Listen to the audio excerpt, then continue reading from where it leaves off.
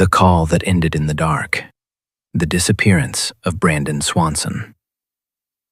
At 2:30 in the morning, a 19-year-old college student was walking alone through the darkness of rural Minnesota. He wasn't lost. At least, he didn't think he was. His parents were on the phone with him. They were driving to pick him up. They could hear his voice. They could hear his footsteps. For nearly an hour, they stayed connected through a single phone call. Then, Brandon Swanson suddenly said, "Oh shit," and the line went silent. His parents called his name. No answer. They called again. Nothing. More than 15 years later, nobody knows what happened after those final two words. This is the disappearance of Brandon Swanson.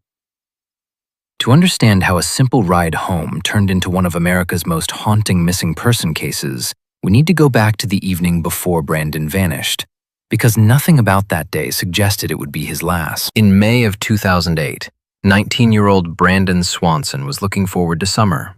He was a student at Minnesota West Community and Technical College, studying wind energy. Friends described him as responsible, easygoing, and close to his family. He wasn't known as a troublemaker. He had plans, goals, and a future that seemed to be moving in the right direction. Like many college students, Brandon spent the evening celebrating the end of the semester. Classes were over, summer was beginning. The stress of exams had finally disappeared. He spent time with friends in the town of Canby, Minnesota, and sometime after midnight, he started the drive home to Marshall. It was a route he had driven before. Nothing unusual, nothing dangerous. Just another late-night drive across rural Minnesota. But somewhere along the way, something went wrong. At approximately 1:54 a.m. on May 14th, Brandon called his parents. The message was simple. His car was stuck. He explained that he had accidentally driven into a ditch and couldn't get the vehicle out. The good news was that he wasn't injured. The bad news was that he needed a ride. For Brian and Annette Swanson, this sounded more annoying than alarming. Teenagers get stranded. Cars get stuck. Parents get late-night phone calls. It wasn't ideal, but it wasn't terrifying. Not yet. Brandon told them he believed he was near the small town of Lind, only a short distance from Marshall. His parents immediately got into their pickup truck and headed out to find him. At that moment, nobody realized that Brandon had made a critical mistake. He wasn't near Lind. Not even close. But that discovery wouldn't come until much later. For now, everyone involved believed they were dealing with a simple rescue. A stranded college student, a worried family, a ride home. Nothing more. As Brian and Annette drove toward the area Brandon described, they stayed on the phone with him. The plan seemed easy enough. They would find his car, pick him up, go home. Instead, the situation became increasingly confusing. Brandon flashed his headlights. His parents saw nothing. His parents flashed their headlights. Brandon saw nothing. They tried again. Still nothing. The situation should have been simple. Brandon could see lights. His parents were nearby. All they needed to do was find each other. But every attempt failed. At first it was confusing. Then it became unsettling. Neither side understood what was happening. What Brandon didn't know was that he wasn't where he thought he was, and what his parents didn't know was that they were searching the wrong town entirely. For several minutes, they were looking for each other in the same darkness while separated by miles of empty farmland. As the minutes passed, Brandon became frustrated. He could see lights in the distance and assumed they belonged to Lind. Believing he wasn't far away, he decided to leave his vehicle behind and walk toward what he thought was town. This decision would become one of the most important moments in the entire case. Had he stayed with the car, the story might have ended very differently. But at the time, leaving probably seemed reasonable. His parents were already looking for him. He believed civilization was nearby, and he wasn't planning to disappear. He was trying to get home. So Brandon started walking. His parents remained on the phone as he crossed the darkness of rural Minnesota. For nearly 47 minutes, the call continued. They talked. They exchanged directions. They tried to figure out where he was. At times, Brandon mentioned climbing fences. At other times, he described the terrain around him. He also mentioned hearing running water somewhere nearby. That detail would later become extremely important, because the area where Brandon actually was contained creeks, drainage channels, and the Yellow Medicine River. But at that moment, nobody knew exactly where he was walking. Only Brandon could see what was in front of him, and only Brandon knew what he was experiencing. The further he walked, the stranger the situation became. His parents still couldn't find him. He still couldn't find them. And despite remaining connected through the phone, they seemed no closer to meeting than they had been at the beginning of the call. Imagine what that must have felt like. You're 19 years old. It's nearly 3 o'clock in the morning. You're alone in the dark. You're talking to your parents. You know they're searching for you. Yet somehow, neither of you can find the other. The fields around you are silent. The roads are empty. And with every passing minute, certainty begins to disappear. Brandon kept walking. Then it happened, without warning, without any indication that something was wrong. Brandon stopped mid-sentence. For almost an hour, his parents had listened to him walk through the darkness. Then suddenly they heard him say, "Oh, shit." Not loudly. Not as a scream, more like a reaction, a split-second response to something unexpected, something he saw, something he stepped into, something he encountered. Then silence, the kind of silence that immediately feels wrong. Brian called out to his son, "Nothing." Again, nothing. The call was still connected, but Brandon was gone. And at that moment, a routine late-night phone call became one of the most haunting mysteries in modern American history. At first, Brian and Annette didn't fully understand what had happened. People drop phones, calls disconnect, cell service fails. There had to be an explanation. Brian continued calling Brandon's name. Nothing. He tried calling back. No answer. Again, nothing. The silence remained. By sunrise, panic had replaced confusion. Something was wrong. Very wrong. The first challenge facing investigators was surprisingly simple. They didn't know where Brandon actually was. Everyone had been working under the assumption that he was near Lind. After all, Brandon himself believed he was near Lind. But later analysis would reveal something startling. He had been mistaken. Not by a few hundred yards, not by a mile or two, by approximately 25 miles. Somehow, during his drive that night, Brandon had become disoriented and misidentified his location entirely. Instead of being near Lind, he had actually been much closer to the communities of Taunton and Porter. This discovery changed everything. Suddenly, investigators realized that Brandon's parents had spent precious time searching the wrong area. The flashing headlights that neither side could see now made sense. The two groups had never been close to each other. They had been separated by miles of farmland. The question was obvious. How could Brandon have made such a large mistake? Some investigators suggested fatigue. Others pointed to alcohol consumption earlier that evening. Not necessarily severe intoxication, but enough to affect judgment. And then there was the environment itself. Rural Minnesota at night can be deceptively difficult to navigate. Roads look similar. Intersections repeat. Landmarks disappear into darkness. A person who believes they know where they are can become completely disoriented without realizing it. Eventually, investigators located Brandon's vehicle. The discovery provided answers, but only a few. The Chevrolet Lumina was found along a gravel road near Taunton. The vehicle had become stuck in a ditch. Importantly, it wasn't heavily damaged. There was no indication of a violent crash, no sign of a catastrophic accident. The car appeared exactly as Brandon had described it: stranded, immobile, waiting. But Brandon wasn't there. The driver's side door was open, the keys were missing, and the owner had vanished.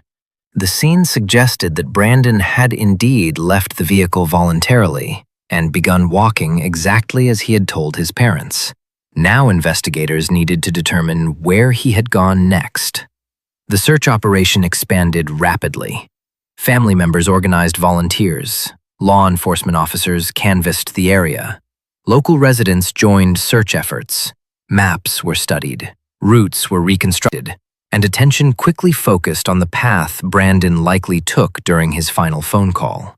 The terrain surrounding the vehicle was far more complicated than it appeared from a distance.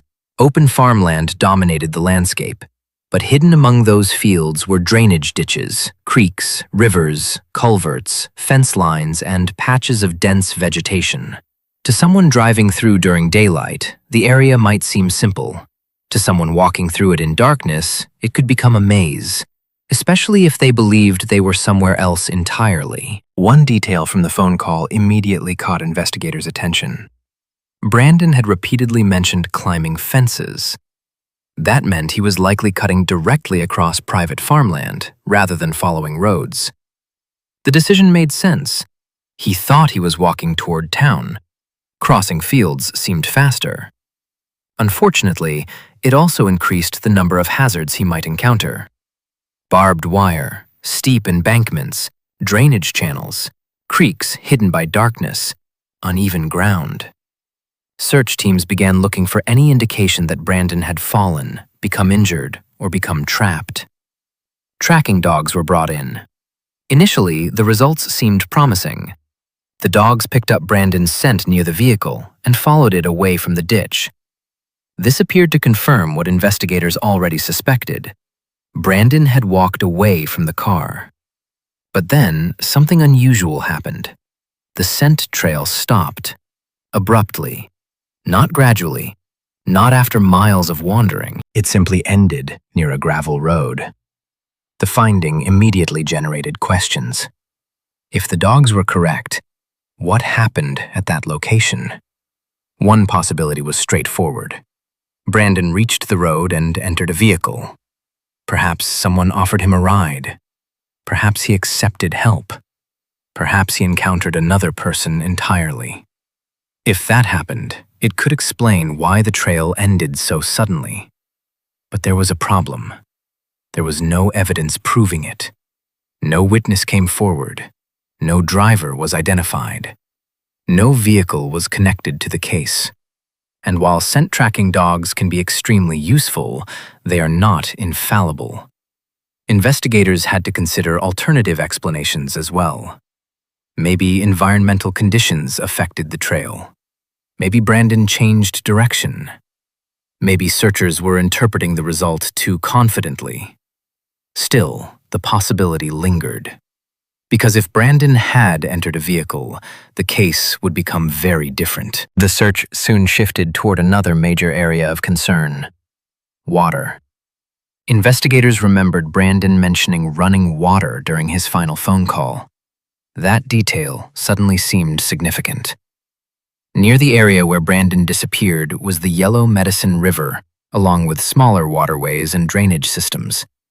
At night, those locations could be dangerous, particularly for someone unfamiliar with the terrain.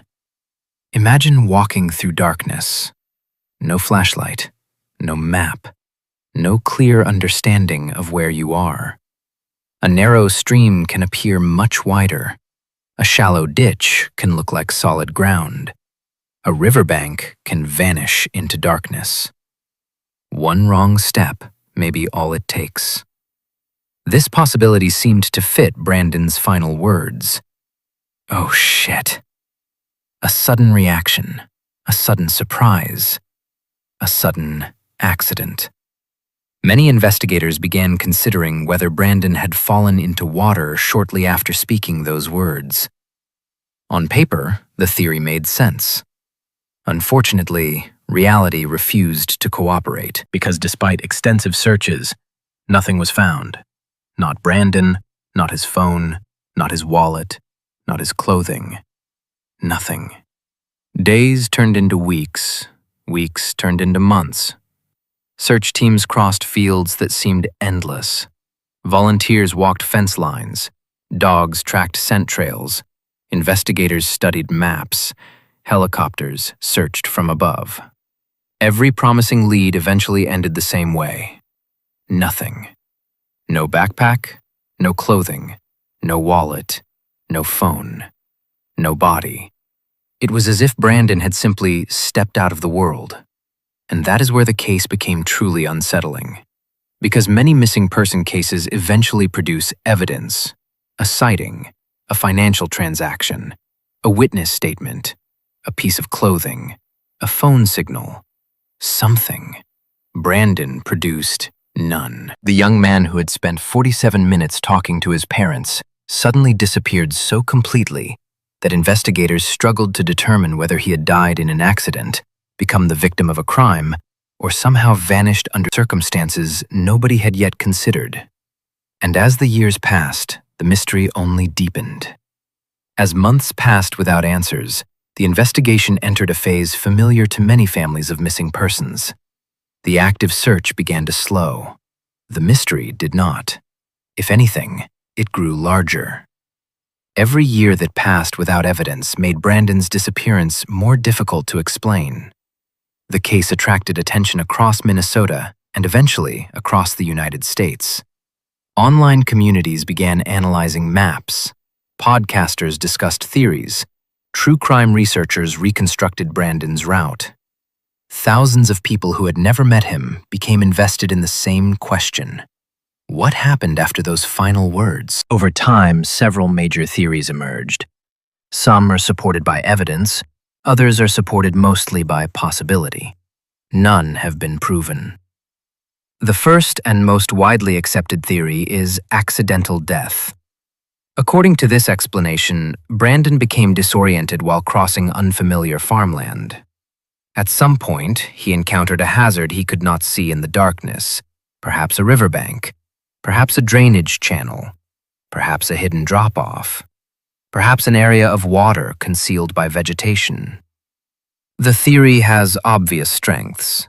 It explains the sudden interruption. It explains the phrase, "oh shit." It explains why no further communication occurred. And it fits the environment Brandon was navigating. But it also leaves behind a troubling problem. Searches. Lots of them. The area surrounding Brandon's disappearance has been searched repeatedly over the years. Professional teams, volunteers, canine units, law enforcement, family members. Yet no confirmed trace of Brandon has ever been found. Not everyone sees that as impossible. Search experts often point out that remains can stay hidden far longer than most people realize. Nature is remarkably effective at concealing evidence. Vegetation grows, floods alter landscapes, animals scatter remains, seasonal changes transform terrain. There are documented cases where missing persons have remained undiscovered for decades in areas that were searched multiple times. Still, many people struggle with the complete absence of evidence, and that uncertainty gives life to the second major theory: foul play. This theory typically begins with the scent trail ending near a road. If Brandon reached that location safely, what happened next? Did someone stop to help him? Did he accept a ride? Did he encounter a stranger? Could that stranger have harmed him? It is certainly possible. Unfortunately, possibility is not evidence. Investigators have never publicly identified a credible suspect. No witness has reported seeing Brandon enter a vehicle. No known offender has been connected to the case. No forensic evidence points toward homicide. As a result, most discussions of foul play rely on questions rather than answers. The theory remains alive largely because the accident theory remains incomplete. And when one explanation feels unsatisfying, people naturally look for another. There is also a third possibility: exposure. This theory overlaps somewhat with accidental death, but focuses less on a single catastrophic event. Perhaps Brandon became lost. Perhaps he wandered farther than investigators expected. Perhaps he continued moving through the darkness, becoming increasingly disoriented until exhaustion, injury, dehydration, or environmental conditions overwhelmed him. Again, the problem is evidence, or rather, the lack of it. Because no matter which theory investigators considered, they eventually encountered the same obstacle: Brandon himself.